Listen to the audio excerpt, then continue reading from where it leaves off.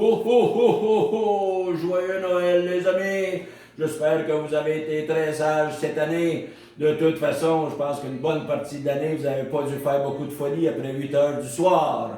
Pour moi, là, ça a été une très drôle d'année. Imaginez-vous donc qu'au mois d'août, il y a des lutins qui sont venus me voir, ils m'ont dit, Père Noël, on veut faire une élection pour choisir notre Père Noël.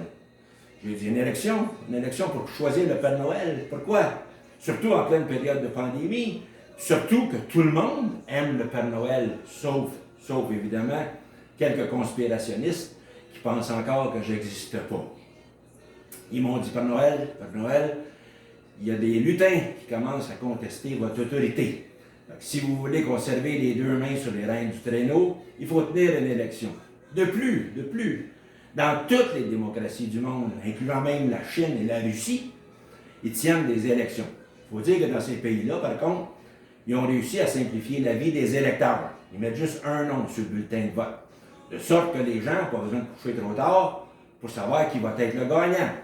D'ailleurs, j'ai même su qu'en Russie, leur annonceur maison, Bernard de Romanov, qui s'appelle, il leur a annoncé 2 ans avant les élections que si la tendance se maintient, la Russie va rester une poutinerie pour les 25 prochaines années. Devant ces arguments-là, je n'ai pas pu résister, j'ai dit correct, on va tenir une élection. Mais, à ma grande surprise, il y a 6 autres candidats qui se sont présentés pour devenir Père Noël. Le premier candidat, c'était le plus dangereux, lui. Il faisait preuve de beaucoup de libéralité. Et ça faisait plusieurs années qu'il s'exerçait avec le Père Noël. Son programme électoral était très simple. Il promettait de dépenser 3 fois plus qu'il y aurait de revenus pour les ateliers du Père Noël. J'ai dit, écoutez, les enfants à qui vous donnez des cadeaux, il va falloir qu'ils les remboursent à un moment donné. Oh! Il m'a dit, c'est pas mon problème, ça va être les prochains Père Noël qui vont s'occuper de ça. Moi, j'aurai juste à m'excuser, puis le monde va continuer à m'aimer. Deuxième candidat, lui, était plus conservateur.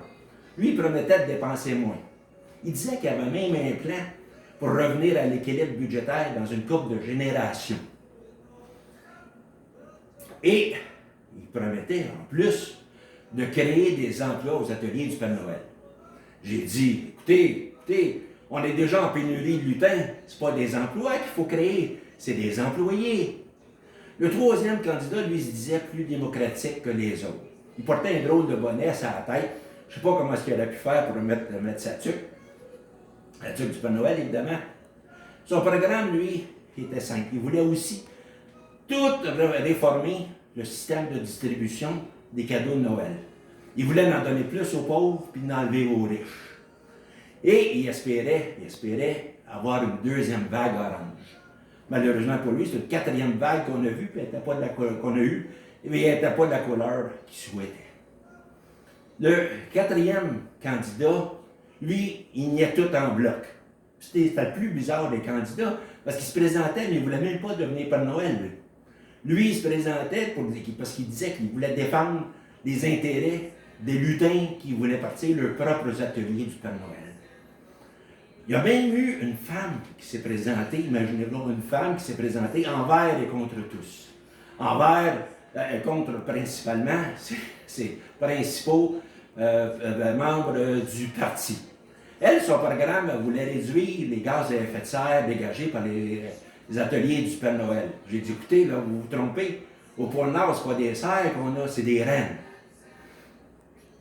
Le dernier candidat, lui, il se pensait pas mal plus populaire qu'il l'était en réalité. Même, on s'est questionné à savoir s'il était éligible pour se présenter parce qu'il avait tellement l'air de venir d'une autre planète. Mais j'y ai dit à un moment donné, je vous allez être démasqués, vous, parce que les gens se sont aperçus que vous les berniez. Nous autres, tous les candidats, finalement, ils nous ont invités à faire un débat en français, en anglais, et c'était traduit simultanément dans plusieurs langues, même dans le langage des sourds et muets.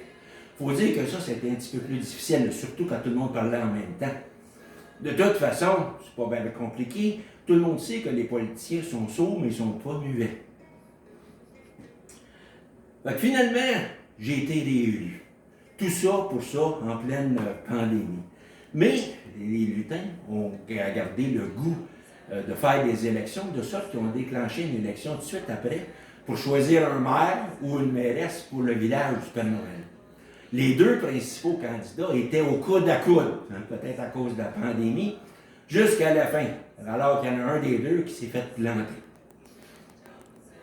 Là-dessus, les amis, il va falloir que je vous laisse, parce qu'il faut que je lise les lettres que les enfants m'ont envoyées. Là, Rudolph a fini de désinfecter mon courrier. Surtout, il faut que je réponde aux petits-enfants américains qui m'ont demandé de rapporter un AK-47. Il faut que je leur dise que je ne peux pas.